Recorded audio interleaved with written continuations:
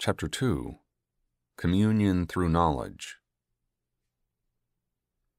Sanjaya said, "To him who was thus overcome with pity, and whose eyes were full of tears, and bore a bewildered look, Sri Krishna spoke as follows. O Arjuna, whence has this loathsome stupidity come upon you in this crisis? This attitude is unworthy of a noble personage. It is a bar to heaven, and a cause of much disrepute. O Partha, yield not to unmanliness. It befits thee not. Abandoning this base faint-heartedness, rise up, O dreaded hero." Arjuna said, "O Krishna, how can I attack Bhishma and Drona in battle with my arrows?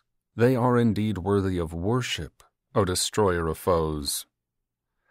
It is indeed better to live here in this world on a beggar's fare than to prosper by killing these venerable teachers. The enjoyment of pleasure and power obtained through the slaughter of these teachers and elders will surely be blood-stained. We do not know which of the two alternatives will be the better, the one that we should conquer them, or the other that they should conquer us.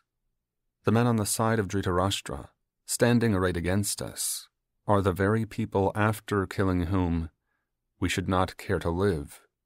My natural disposition is vitiated by a sense of pity, and my mind is in utter confusion regarding my duty. Lord, I beg thee, tell me with certainty what will lead to my good. I am thy disciple.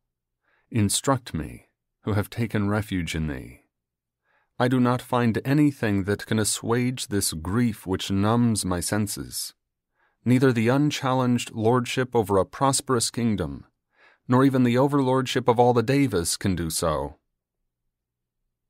Sanjaya said, addressing Sri Krishna, the master of the senses, Arjuna, though valorous and vigilant, said, "I will not fight," and sat silent.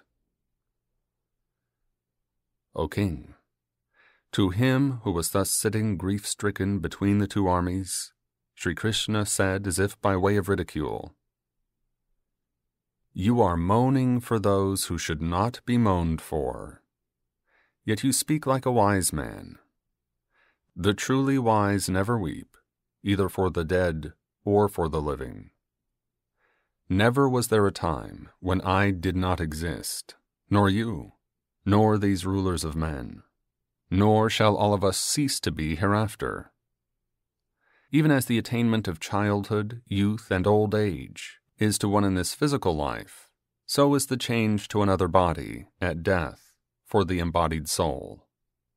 Wise men are not deluded by this. Contact of the senses with their objects generates cold and heat, pleasure and pain.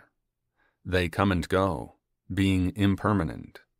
Bear with them patiently, O scion of the Bharata race. O leader of men, that enlightened one who is unperturbed alike in pleasure and pain, whom these do not distress, he indeed is worthy of immortality. The unreal can never come into existence, and the real can never cease to be. The wise philosophers have known the truth about these categories. Know that reality, by which everything is pervaded, to be indestructible. No one can cause the destruction of this immutable being. What is said to perish are these bodies, in which the imperishable and unlimited spirit is embodied. Therefore fight, O scion of the Bharata race. He who thinks him to be the killer, and who experiences him as the killed, both of them know not.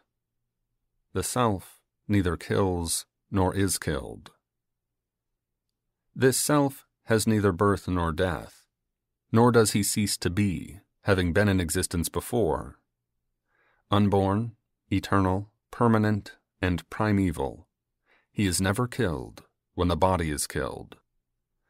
O Arjuna, know this self to be eternal, undecaying, birthless, and indestructible. a person who knows him to be so, how and whom can he kill? How and whom can he cause to be killed? Just as a man gives up old garments and puts on new ones, so the embodied self abandons decrepit bodies and assumes new ones. Him the weapons cleave not, him the fire burns not, him the waters wet not, him the wind dries not. He cannot be cut or burnt, he can neither be wetted nor dried. Eternal, all-pervading, immovable and motionless, he is the same forever. Knowing the self to be unmanifest, inconceivable, and unmodifiable, it is improper to mourn for him. In the alternative, even if you hold the self to be subject to constant births and deaths, there is no justification, O mighty armed, for your mourning for him. For the born, death is unavoidable, and for the dead, birth is sure to take place. Therefore, in a situation that is inevitable, there is no justification for you to grieve. Mystery surrounds the origin of beings. Mysterious too is their end. Only in the interim between birth and death are they manifested clearly. Such being the case, what is there to grieve about? Some have a glimpse of him as a marvel. Some speak of him as a marvel, and yet others hear of him as a marvel. Yet none understands him in truth, in spite of seeing, speaking, and hearing about him.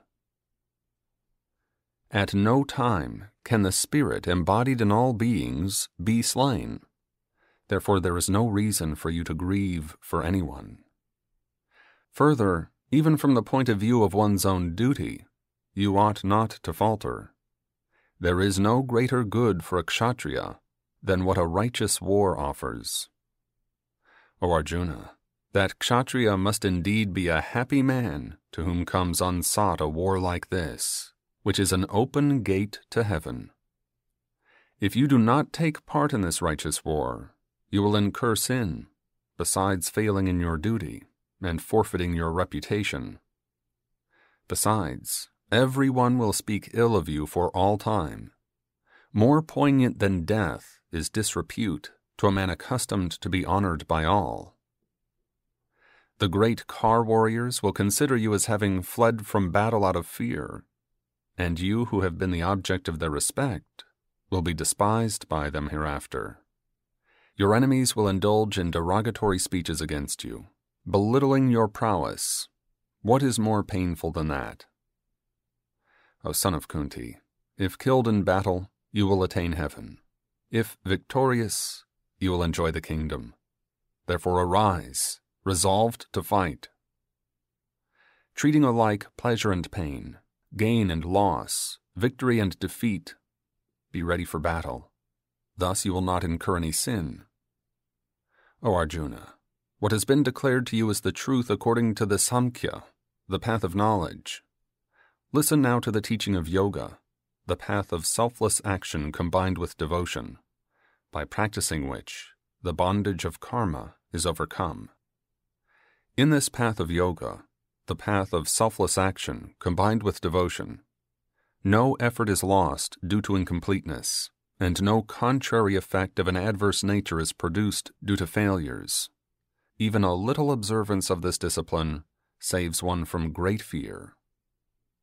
O Arjuna, in those following this path, the understanding that has the nature of producing conviction is directed towards a single objective. In those without any spiritual conviction, the understanding gets scattered and pursues countless ends. O Arjuna, there are people who delight in the eulogistic statements of the Vedas and argue that the purport of the Vedas consists in these and nothing else. They are full of worldly desires. Paradise is their highest goal, and they are totally blind in a spiritual sense. They expatiate upon those florid Vedic texts which describe the means